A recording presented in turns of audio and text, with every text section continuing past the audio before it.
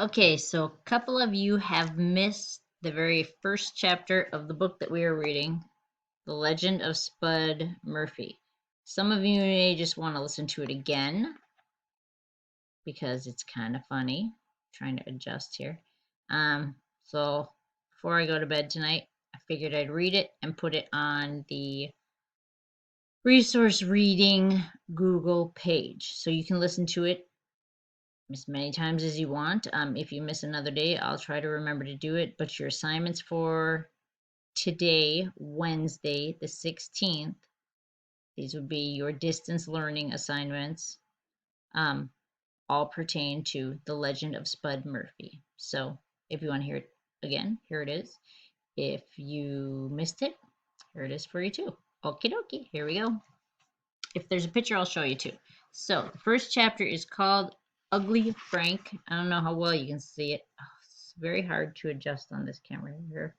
But it's a room full of boys, and they're just kind of crazy. Hanging off the ceiling fans. Craziness, okay?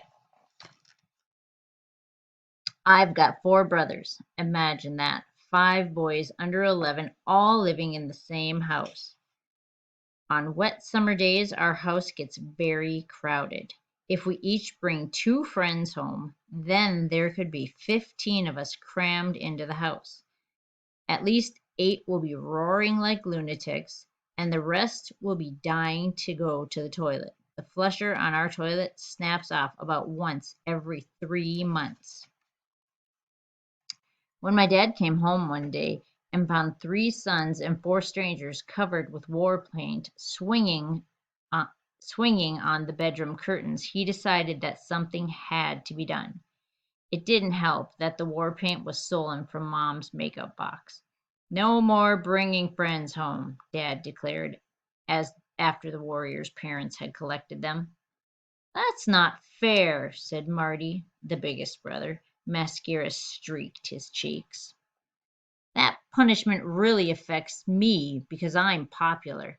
But Will's best friend is his action man. Will, that's me. I love that action man. Donnie, Bert, and HP started complaining too, but only because they're little brothers, and that's what little brothers do for a living. I know that technically I'm a little brother too, but I'm in the big brother half of the family. This picture. This is Dad yelling at Will, who's telling the story, and Marty. Marty's the older brother, and Will is the little brother. Okay. Having one little brother is bad enough, but having 3 is too much punishment for one person. That's enough punishment for an entire housing development. The trouble with little brothers is that they are never blamed for anything. All Donnie, Bert, and HP have to do is bat their blue eyes and let their bottom lips wobble a little bit, and they're forgiven for everything. Donnie, Bert, and HP could stick an axe in my head, and they'd still get off with 10 minutes no TV and a stern look. The only things that Marty and I ever agree on is that our 3 younger brothers are spoiled rotten. This house is a madhouse, said Dad.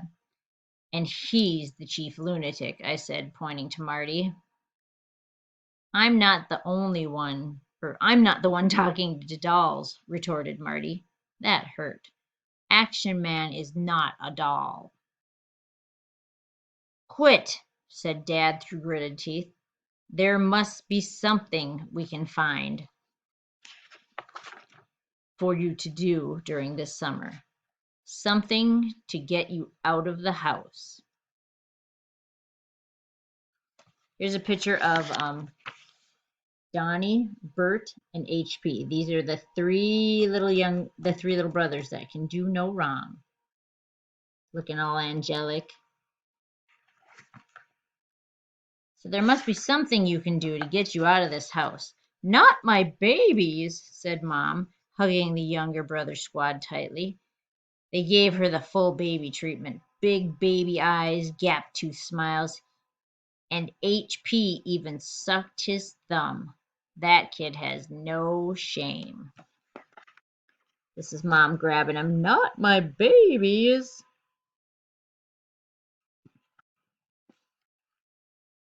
Maybe not those three, but Will and Marty are 9 and 10 now. We can find something for them, something educational.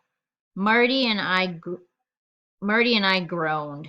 Educational hobbies are the worst kind. They're like school during the summer. Marty tried to save us. Remember the last educational hobby, the art classes? I was sick for days. That's your own fault, said Mom. I only had a drink of water.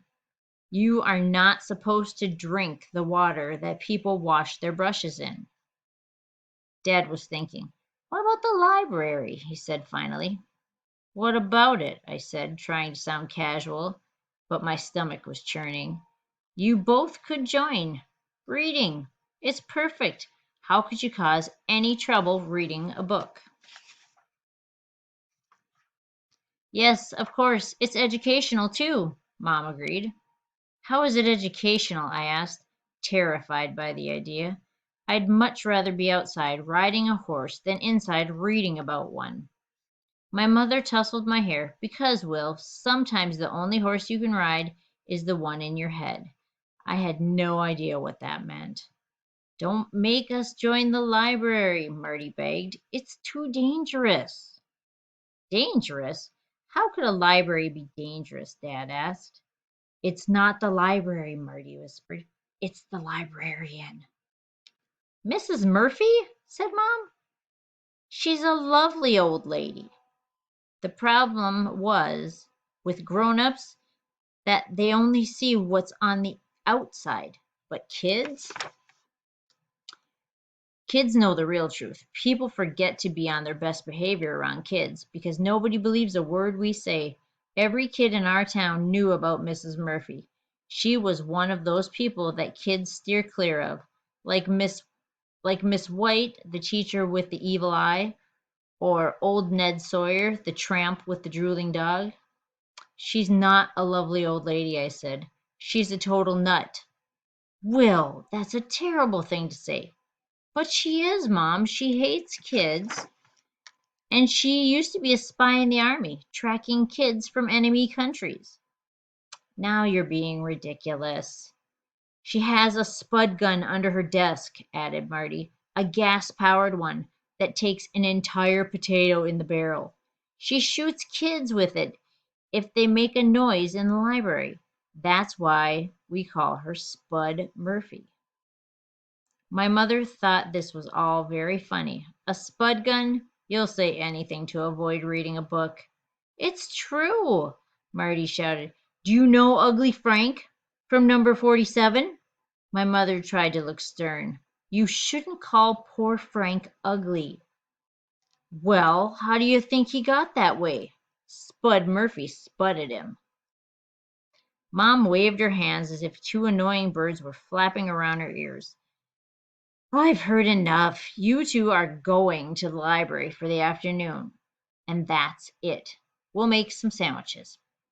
We stood in the kitchen glumly. Sandwiches wouldn't be much use against Spud Murphy and her gas-powered spud gun. Chapter 1. Chapter 2. Stay on the carpet. We'll do that next time. Hope you enjoyed it.